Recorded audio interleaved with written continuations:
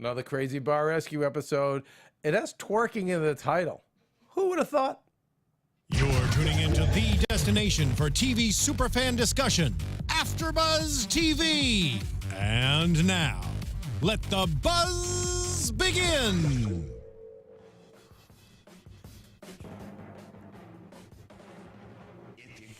Hello, Bar Rescue fans.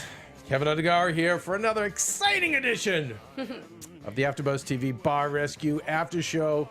I'm here with Nicole Brajer, an AfterBuzzer with 9 years bartending experience. I don't know how that happens when you're so young. Yeah, you can bartend at 18 behind the bar in New York. In New York, and wow. Yes. And you're a Guido. A Guidette. A Guidette. Sorry. Okay. I'm really excited to have you here. So you Awesome. And you I'm so tend glad. bar in Currently. LA. Currently where? Currently in Los Angeles, Where? downtown, where nightlife is picking up fast. Okay, so A lot of bars.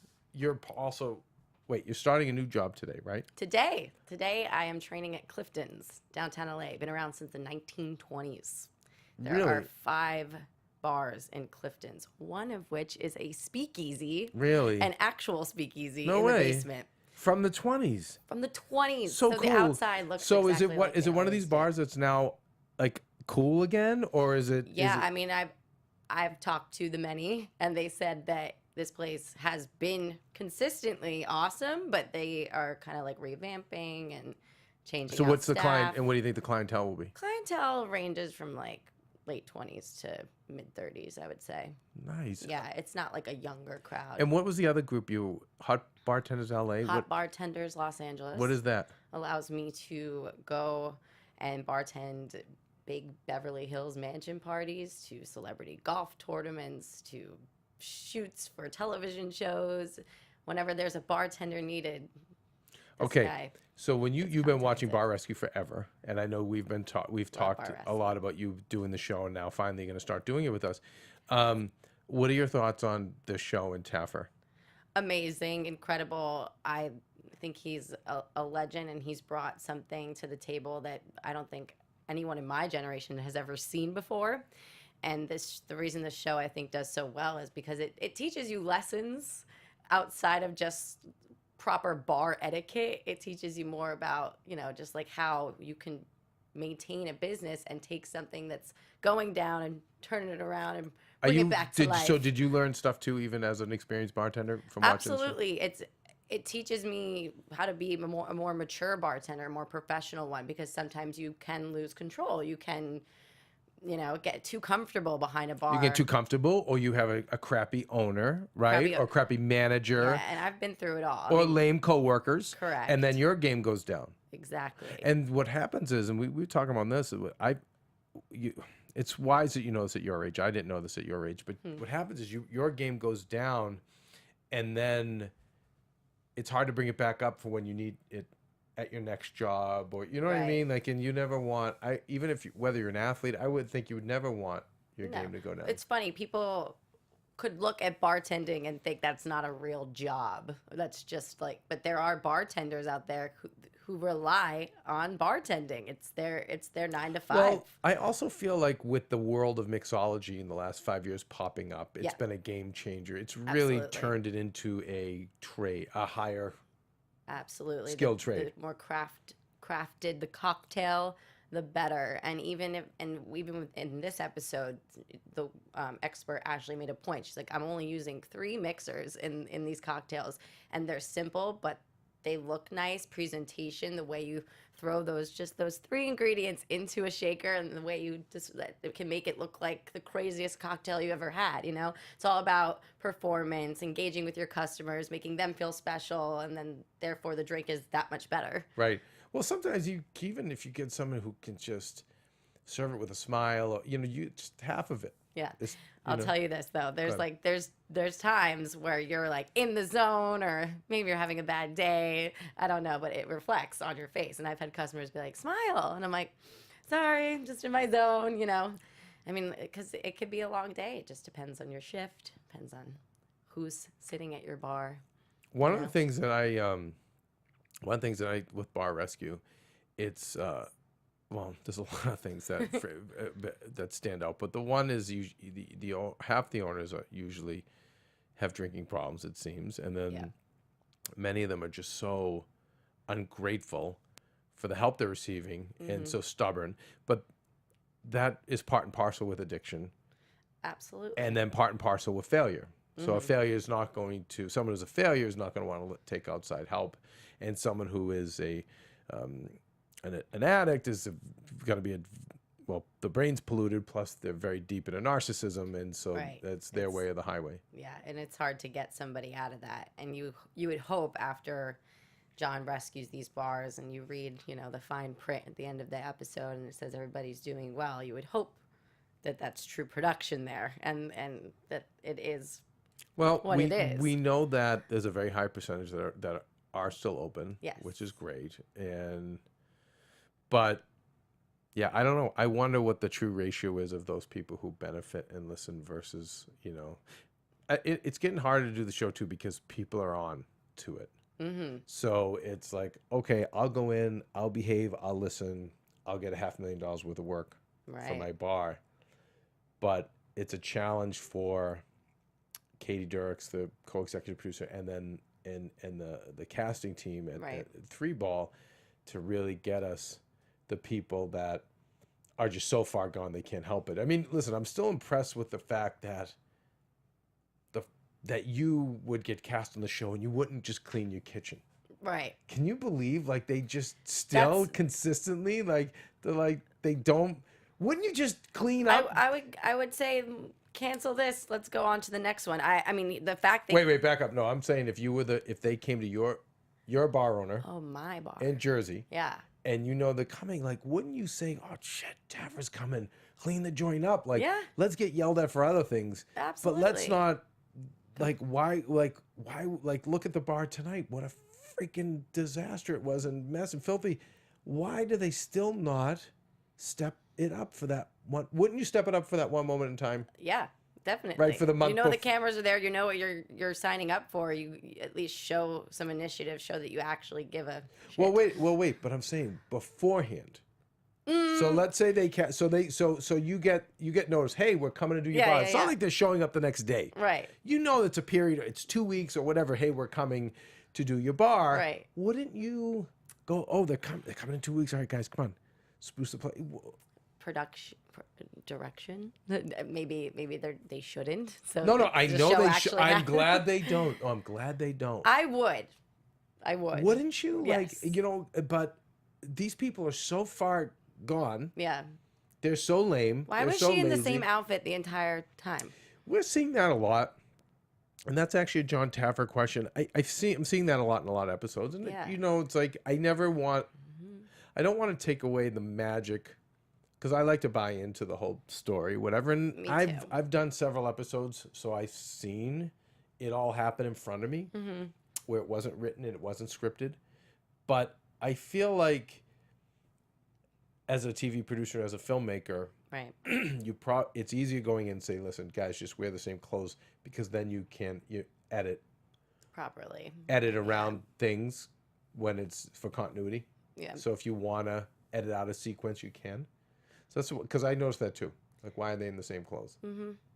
Yeah, it threw me off a little bit. I think that defeated the continuity because it's like if that's the next morning and you didn't stay in clean, and why are you in the same clothes? I'm seeing it more. I'm seeing it more and more. Right. So they just probably shoot this show now because there's so many episodes. I mean, this is episode 19. Of this season. Yeah, this season. No. I'm just saying. By the way, that's a whole other ridiculous. I mean, listen, today's seasons are 22 for network and I don't know 12 for cable, sometimes less, and somehow this show. But that's a whole other money issue. So they can say, "Oh, we said you didn't get your raise until season 6." Well, season 5, episode 64. Exactly. Whatever. Right. But I feel like I feel like they're producing and shooting this a lot faster, maybe than they used to. It seems that this is a really quick turnaround time. Well, here's what happens. At some point, when you do, I know from producing reality shows, at some point you hit your rhythm. Yeah. So when you go back to the Osbournes, the beginning of all this, I guess they shot 24 hours a day, 7 days a week. Yeah. And for months, they had so much footage. And then over time, they're like, okay, first of all, we fiscally cannot afford to do this. Yeah. And second, it's like you kind of learn. So these guys probably are at the point now where like they know their beats. Right. Like, okay, and you know, if that's the case, then I know it's the case, because again, I've been there, and I'm always tired when I leave, because it's always like 7 or 8 hours that I'm there. It's a long day. But I think of 60-year-old John, and then his like blood pressure, and they get him so upset, and he gets so riled up. I'm like, oh my God, like so if they're able to do that, I don't mind.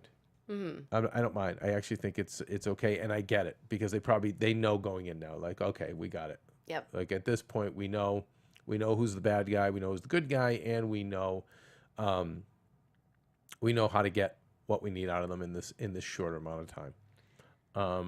But all right, so let's talking about the speakeasy, which is not a speakeasy. Was not a speakeasy in any shape or form. And again, you know, a story we see a lot of partying. Okay, not at first. Owners who have seemed like they've quit. And again, you know, I don't know. I don't know anyone who does alcohol or drugs. Like, I promise you, it doesn't help.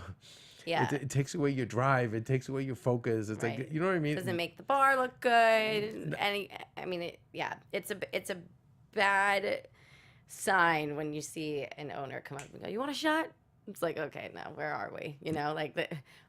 Okay, what if it's a shot that is to kind of, I've had not owners but managers give you the one shot because they're welcoming you, getting you excited to spend a lot of money. But if they take it with you, red flag.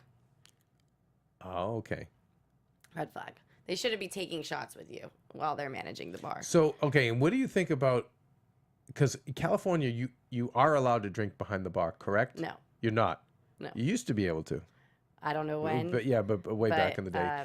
But I know Boston it's against the law. Yeah, I don't know if it's against the law. I mean, there's different rules at different facilities, different training manuals at different bars. Massachusetts, I know it's against the law. Yeah, I know that I've gotten penalized for doing that behind California bars. So you're not allowed to. You can't.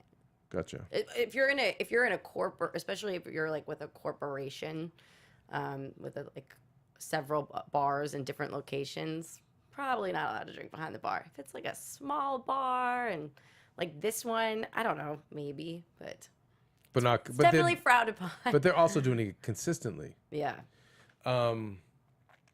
They sold the bar and then bought it back. Right. And she was falling asleep at her desk. It just yeah, I don't know. This Well, she said she was falling asleep at her desk at her new job because she was bored. She wanted to go back to the bar to twerk. Yeah. I can't twerk. No. No rhythm. Nothing? Nada. Good. We don't need you to have rhythm. Just serve the drinks. That's it. I've got rhythm when I serve drinks. See, like. Are you speed or presentation or both? Both. It's like, yeah, it's like a combination of OCD, that New York. What do you want? And I can also hear another person saying and ordering what they want, but like thinking about it. And sometimes I'll surprise them and make them that drink. And then I'll go like this and they'll be like, "Oh my God, you're awesome." You know what? The little things like that. An East Coast Italian bartender. God, I miss him. I get the worst bar service out here. It's awful. I am so good. Well, back home, we would have the guys and the girls be like, bang, bang, like just speed, boom, boom, knock it out. Like, it's really bad, though, if you're a speedy bartender and you make a crappy cocktail. What I've learned, actually more so out here, being that I've worked and trained with everywhere from the owners of Boa and Roku, very upscale, to, you know, Rock and Riley's, which is more of like a whiskey Irish. I like Rock and Riley's. It's fun. Yeah. So I have, you know, learned from the best of the best, and then the grungiest of the grungy back on Long Island, where I first started to bartend.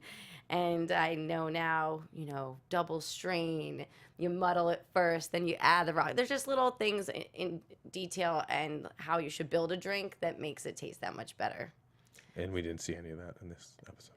Towards the end, we did. Well, you see John comes in. So we have like the chef who's just handling everything with his hands, like just as we just now just see all the time. Once again, here's what you know, cameras are set up in the place. Now they set the cameras up a week in advance, so eventually people's guard, we know, drop at some point after a day or two. Which I love about this show. Which is great. So he's handling everything and with no gloves, and John does not, especially when it's raw chicken. So John doesn't want to see Chef Aaron eat it. And then I want to give a shout out to Ashley from an earlier episode. I remember she was like a little rock star, and John was like, "I'm going to give you a shot." That's like a dream come true for any bartender that's been a bartender like that for so long. Do other bartenders talk about Bar Rescue? I mean, I've talked about it with other ones, but I don't think there's like a big fan group that I've discovered yet amongst the bartenders. Well, maybe because it's out here, because most of the bartenders I talk to love the show. Yeah. They're upset. It's like, it's legend. It is. It's such a good way to learn things that other people are looking out for too. And it's just can make you a better bartender if you are one, you know, like there are people that be like, oh yeah, I bartend. Like, okay, you've mixed like a cranberry vodka. You're not a bartender. You know what I mean? No, I love, first of all, anyone who has passion for anything is exciting to me. I don't care whether it's bricklaying, anything, you know? So it's like, but yeah, you like it, and so I love it when I see the mixologists who really go crazy. I'm like, it's exciting. Back to tonight's episode. We have the owner, the guy is just sitting there drinking. We have her just twerking up a storm, and he rips their assholes out, and deservedly so. What I didn't like, and this is one I think is a production issue. I didn't like the fact that he didn't clean the kitchen. Right. I don't think that was fair. I feel like if John wanted to walk out, he should have. But I also feel like production-wise, you know, when you're moving an entire crew, it's really hard. You're there. And the producers were in the back of the kitchen just laughing. I mean, shaking their heads, laughing, throwing their hands up in the air, just kind of like, we got to move on, you know, we got to keep it going, because I could sense that they were frustrated. It's just, you know, I went to, shout out to Bar Rescue Updates. I went there, and some of the comments from the people were like, F you, like, why, who are you to walk out on the cleaning end of it and you still get a bar? So it kind of pissed me off, but I put myself in the producer's position. Right. And in John's position too, it's like, oh God, we're going to walk out on another one. So now we have no show. Yeah. And then it's what? Now we have to find, you know, I mean, you're talking about a lot of money lost to cast. I know they have backup bars, but still, I don't know. It bothered me as well. Right? Yeah. Clean your, like, how dare you? But that was also, you know, it's not like that one was just like a little dirt. That was disgusting. Disgusting. And by the way, gag reflexes. Had he worked until dawn, cleaning it, and even if he didn't get it done, but it's like, I'm alone and I tried, fine. But it's just the fact that it's like, F you. We've seen those episodes where they've tried and they came back in and finished the job. Right. But the fact that he's like, I'm out. Yeah. Like, it is like, you fucking drunk. Sorry, excuse me. Yeah. But you're like, you know what? Like, I don't know. It just, but you deserve a free bar. So that just got me pissed. That's what mind boggled me too. And then when I saw her go into the anxiety and the shakes. Get it together. Oh, for me, it wasn't even that. It was like, no, you are a narcissist like him. Yeah. And now the attention's being taken away from you, or the only attention you're getting is negative attention because you're being you're being called out, rightfully so. Yes. But how do I divert? So I'll start shaking and hyperventilating. Again, this is like, I'm venting about my own life. This is stuff that I've had to deal with. Yeah. It's like, okay, no, now it's about you. I like that you called it her crutch. Her tears were Well, her that's crutch. what I loved about John. So maybe he let the guy off the hook. Right. But he hammered him in so many other ways. But he went at her and said, stop it. Cut the shit. You are not the victim. Yeah. Okay? Cut it out. You're just trying to take the heat off of you and then get the positive attention of, oh, poor baby. Right. Like, no, you're not the victim. Not Cut at the all. shit with your hyperventilating. Listen, I need my medication. What you on, girl? That you're taking pills and you're drinking behind the bar. Right. Oh, Red flag the times the two. show just gets me so. That's why, you know what? That's why, like, you'll see as we do more of these. Yeah. Like I love my wackadoodles. I love give me more pirates, give me more Wonder Bar, give me more of the ones because they're just so out of their freaking minds and living on another planet that I don't mind Right. that they do all this stuff. But it just really bothers me when people like this kind of get their way. Yeah. And listen, Which, as the show went on, I was fine with them that we've had way worse. Right. But it did bother Definitely. me. You remember the Yonkers episode? Yeah, it was refresh me. It was like a really like grungy bar in Yonkers, borderline. I want to say the Bronx, Right. like bad side, not my mom's side. Was it the fight? There was And a there fight, was a fist huge fight. fight. Yes, of course. Okay, like that. That's like that's when I love Bar Rescue. I loved it too, but you know, it's funny. It was John after that sent me a text and goes, "Okay, I'm gonna John Taffer text me. He goes, Kev, he goes, I want to get this out of the way so you can you know, because I don't want to hear I told you so. Right. But there was a problem because I said to him on the air, I said it on our show, on the AfterBuzz show, I said, where's John's security? When Corolla's doing his show, Yeah. the contractor show, like tons of security. And I'm like, and John's out in the middle of nowhere, and drinks are flowing. Yeah. Like how he is not, especially the towns that they go to. It's and always it's like, yeah, and then someone goes, hey, even if someone goes, I'm the crazy guy behind the bar, I'm the alcoholic, or I'm the loser, and Right. I can make a name for myself and take a pot. What do I care? Spend a night in jail. He would sue me for what? I own Yeah. nothing. So it was after But that. the turnaround of that episode was actually awesome. The Yonkers one, yes, it was, but I'm only bringing up the significance of Yeah. the fact that John, after that, he got security. But I did love that episode. And that wasn't that long ago too. That they No. finally got some security. Right. No, now he's good. Pretty and, nuts. and it's good. So now when he starts yelling and screaming, I don't get so nervous because at Okay. least I'm hoping 3 feet away or 4 feet away off camera, someone can jump in. But yeah, no, these people, as time went on, they won me over. So I was, and I'm, Right. but I found those parts very frustrating. Let's talk about Ashley. I was really proud of her to go from someone who was at a really shitty, failing bar. It's like it's not even like she could have been trained well. I don't if you remember her episode. She wasn't. It's not like she came from this kind of sophistication in the bars you have. Right. So it was really amazing to see her be able to do. And I thought she held her own. It's funny because I saw her. Like I'm a big Lisa Marie Joyce fan, Yeah. and my big three on this show is Lisa Marie, Mia, and Phil Wills.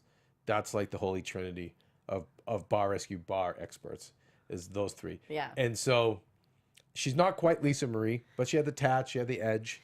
Yeah. And I was proud of her. It was just nice to let her have a moment. You know? Absolutely. She was great. And being a rookie, I think it's important to have your experts. They don't always have to flair and be amazing, but you can be a great bartender just based on 3 things, which she said: quick, consistent, and efficient. And that makes you a great bartender. And then when you can sell and upsell and engage a customer and bring them back, then you know you're an awesome bartender. Right. There's a lot more that goes into it than just being able to make a cocktail. It was a rough crew to deal with too. Like There's even some of the bunch of bozos. Yeah, older lady. It's always hard when you have the older, but when you have the older guy behind the bar, unless he's the real super old timer, and it depends on the bar. If it's just with the slick back silver fox, like yeah, that like kind of that look. thing maybe, but Yeah. but it's tough when I guess it all depends on the bar. If it's a local bar, and then you get old man Sully with a rag in his back pocket, I guess Right. it's fine.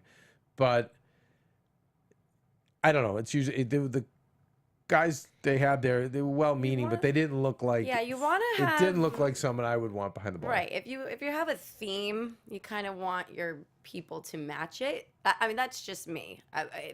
If I was having my own bar, I'd like the people behind the bar to match what I I'm think trying a young female, you know, I still think going with that is always the best because you get your older guys just want to sit there and, you know, flirt a little bit. Nothing hard, you know, they want to get their mind off something. It's interesting that you say that because I actually just went to a bar, a friend of mine who just invested into a bar downtown, and he has all guys behind the bar because he doesn't want the older men from the financial district who are coming to have these drinks after a long day at work to be distracted by females. So he's doing a completely different approach. I cannot disagree more. And this ranks to me in some of the people who I'm just so confused at their positions in life, their jobs. I see it in Hollywood all the time. Like, wait, how do you have this job? You're an idiot. You're the guys with money are the ones who are going to lay the credit card down. And like when they have someone like you or Dorinda who's talking to them and engaging them, or me or Lisa Marie Joyce, it's not like we want to like bang you guys, but it's like it's such a nice release and everything goes smooth, and I'm happy to spend more money, and I'm from the financial district, so I have money. Like the worst is I don't need a bro. Every time, and by the way, the LA bro is the worst freaking bartender. You have no idea. Someday come do the freaking Tomorrow Show. We have a bar we go to, and by the way, they know. They know who I am, and I'll bring in celebrities from our show, and they'll know who they are. And the guy that's behind there, it's unbelievable. I will be ignored for hours. Ooh, for hours. Not good. Only if I send up one of the co-hosts, like Roxy or Ashley. Put her in front of you. They'll go up and, oh, hey, how? I mean, it's exactly. But remember, it's like, hey, douchebag. Roxy and Ashley are bringing up my credit card. Buddy. Yeah, bro. Yeah. No, you have to say, hey, buddy, how's it going? You have to say, bro. Bro. Bro. Bro. Bro. It's like, oh, never mind. Yeah, I'm really getting West Coast. But, no, that's funny. So, okay, they're great with the cute girls. And you want cute girls because that's going to drive more guys in there. You want cute girl clientele. Absolutely. But the men typically are the ones who are going to drink like Vikings, spend a ton of money. That's can I ask something off? Is a guy gay? The owner? I don't know. He comes off a little 50-50. Then he might be, because I've seen gay owners so they're making it about themselves. They want the good-looking guys. I remember the way that he pitched it to me, I was like, still don't understand why you don't have one girl in between those two guys. Exactly, it makes no sense. Because everyone at the bar was a guy. If you want to be progressive and make it even, okay, I'm okay. You know what? I'm with you on that. And I get it. It's like maybe you say to yourself, hey, listen, I like guys because if there's a problem with security, I got a guy. If and I know my bar, we didn't have a bar bank. So they liked having me because I could carry the kegs. Right. And we didn't want the girls carrying the kegs. I've carried a keg. I'm sure you have. Well, you know why? I've cleaned out a whole fridge of kegs. You know why? Mopped the floor and put them all back in. You know what we call that in our house? What? Guinea power. Yes. And my fiance will say to me, because we need guinea power. Give me a call. I'll come clean your whole house. Because that's a Guido one of my thing. Favorite things. That's our thing. But I don't know. Anyway, so it looked like, getting back to this episode, it looked a little rough. A little rough. But maybe they're loyal to those people, and maybe it is more of a local bar. Although from the size of it, okay, so fine. We fail all the stress tests, not a surprise. We can't get the food out, not a surprise.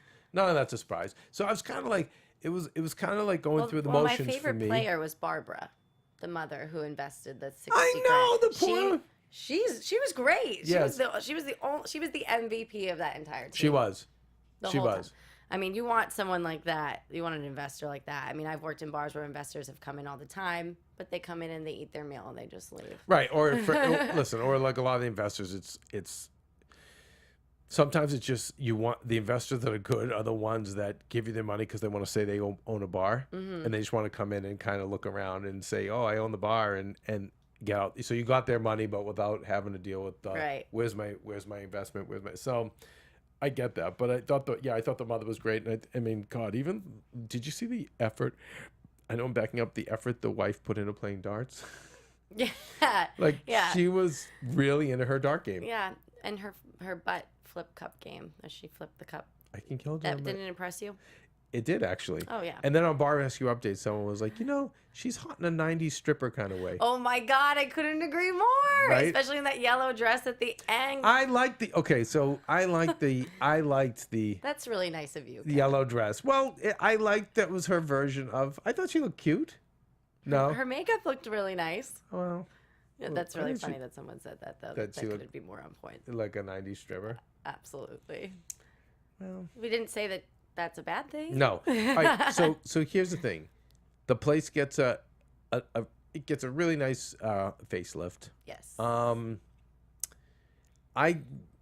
wasn't crazy about the name. I wasn't crazy about And the the- name at all. It was and a long name. That I Long just name, didn't and then wanna the say. sign was terrible. Yeah, the whole front looked exactly the same. They just peeled off all the And then there was mumbo-jumbo on one the sign front. taken. I don't know if you noticed, but then there was one sign, one like light box sign that was just completely removed, Yeah. and it was just like the empty sign. So to me, we run into one of those issues where they're limited real estate wise. Yeah. Like there's zoning issues, there's city issues, there's town issues where, or even just the building itself will not allow you to put on. And the other thing is too, when you have a 2 or 3 day turnaround, it sucks. Yeah. It's So you end up with the not a lot of time. you end up with the light box and the. But Right. I was like, oh man, like I just.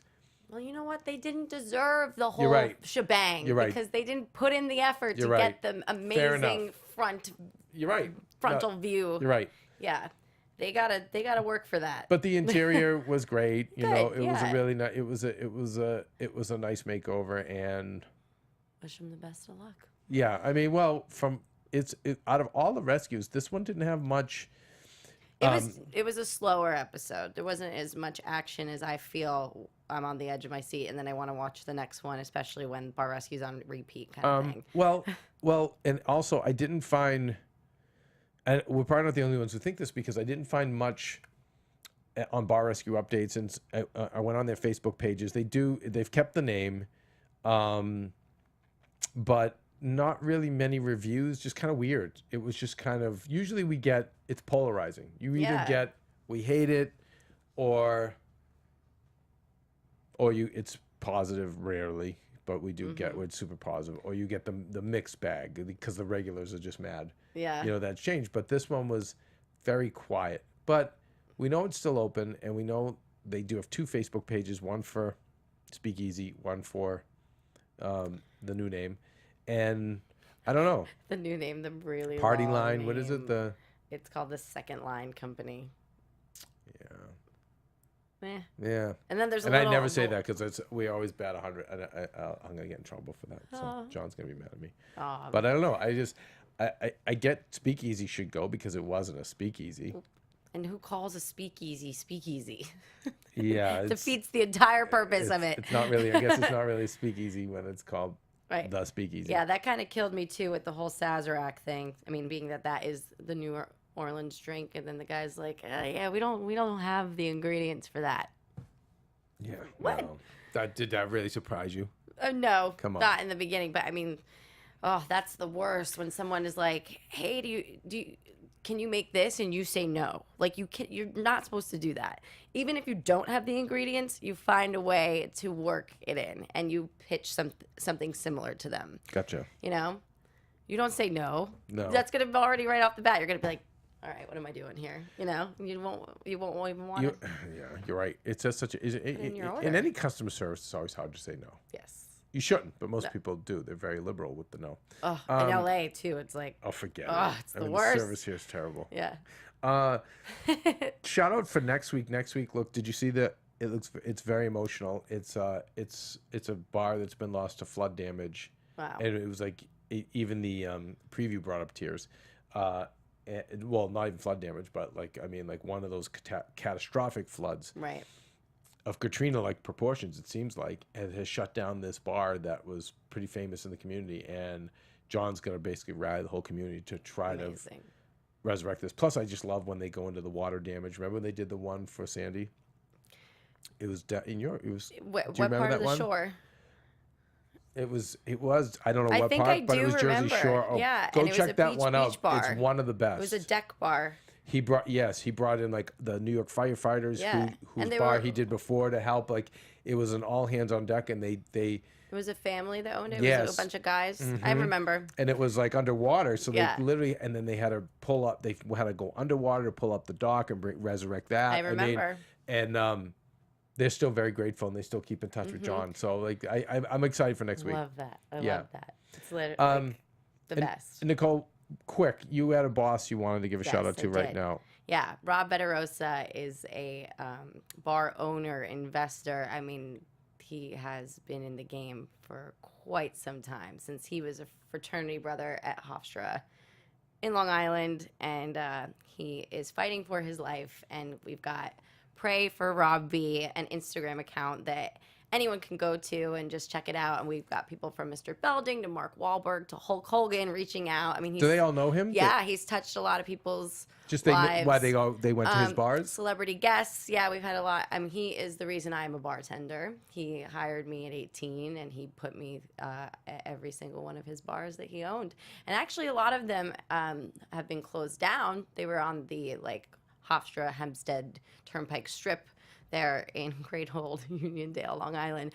But, I mean, he still does have up and running bars, and his first was Porky's, and any of those old school guys will Oh tell my you that they've God. been there. Wow. Of course. Have you heard of this? Yeah. Yeah, so Rob, that was his bar. Wow. And what is he sick right now? He had a stroke last Tuesday, so he's kicking. He's just fighting. So it's He's pray fighting. for Pray for Rob V. Pray for Rob V. DJ Rob. Shout out to right. you. Yeah, he's a great guy in the Well, industry. Nicole, Brajer Foods. Where do we find you?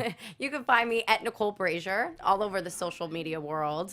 Wish me luck today at my new job at Clifton's, so DTLA. excited about Clifton's. Yeah. Bring some pictures of the speakeasy too, if it really. And we just find out if it was from the 20s and it's authentic. Oh yeah, it is. And It's like find out- Disneyland Okay, inside. and can you find out if they've changed the decor much? I'm a huge geek when it comes to this They have a stuff. huge tree in the middle of the bar. And they always did. No, they put that tree in there like about 8 years ago. Okay, but I want the stuff that's authentic. We'll do. And if they don't have it, then I don't want to see it. Okay, and All maybe right. we'll make a cocktail. Oh, I like that. Yeah, we can. I shake it like up that. right here. Here's the thing, because we have Dorinda's got 17 years bartending experience, but she's been retired now for. She's been out of the game 5 or 6 years. I think a long time. Oh man. I think I'm gonna put her. I think for my own amusement to put her back to work. Yeah, we should have a contest. Who can make see. the best cocktail next week? You know what? You know who wins in that? Me, because I drink them all. You guys, hit us up on iTunes. Let us know what you think. Rate and comment. You can do the same at YouTube. And check me out at The Tomorrow Show, Mondays and Thursday nights, but also available on iTunes at Undergaro. And I think all that needs to be said has been said. We will see you next week for another Bar Rescue. From executive producers Maria Menounos, Keven Undergaro, Phil Svitek, and the entire AfterBuzz TV staff, we would like to thank you for listening to the AfterBuzz TV network. To watch or listen to other after shows and post comments or questions, be sure to visit AfterBuzzTV.com. I'm Sir Richard Wentworth, and this has been a presentation of AfterBuzz TV. Buzz you later. The views expressed herein are those of the hosts only and do not necessarily reflect the views of AfterBuzz TV or its owners or principals.